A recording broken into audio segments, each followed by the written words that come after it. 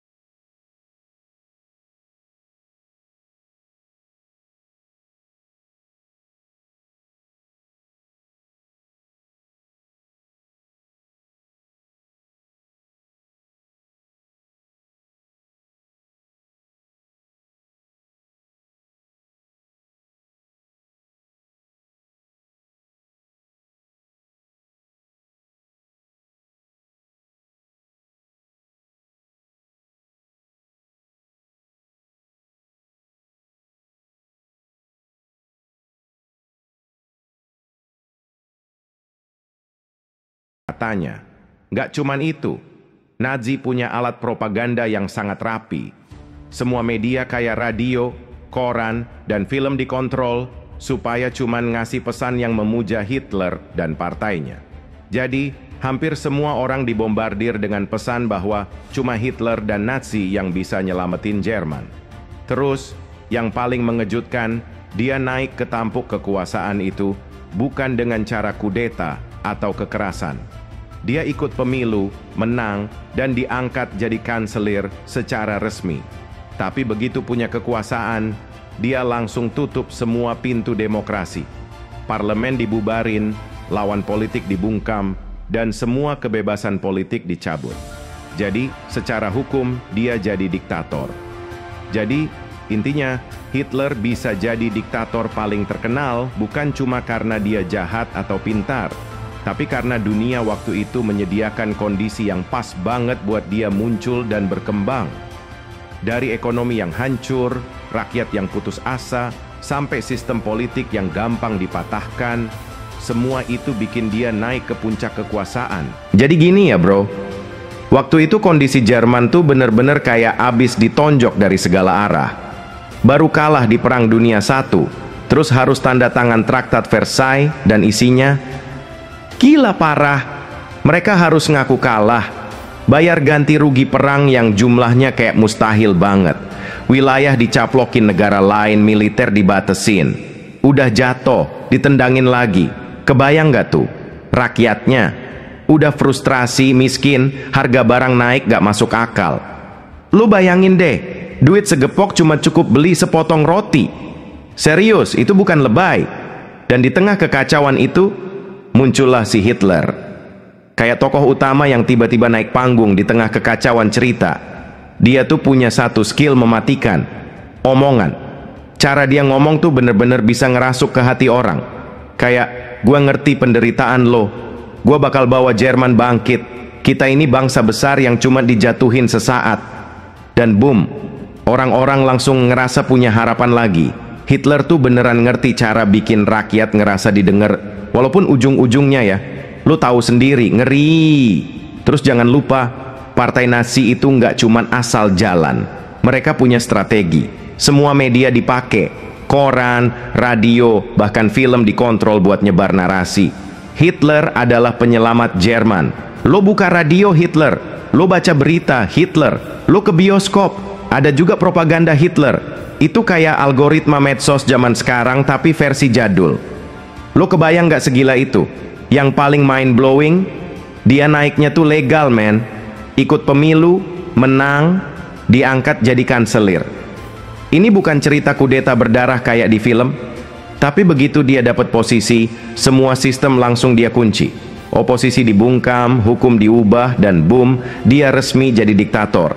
Dari dalam sistem itu sendiri. Licin banget gerakannya.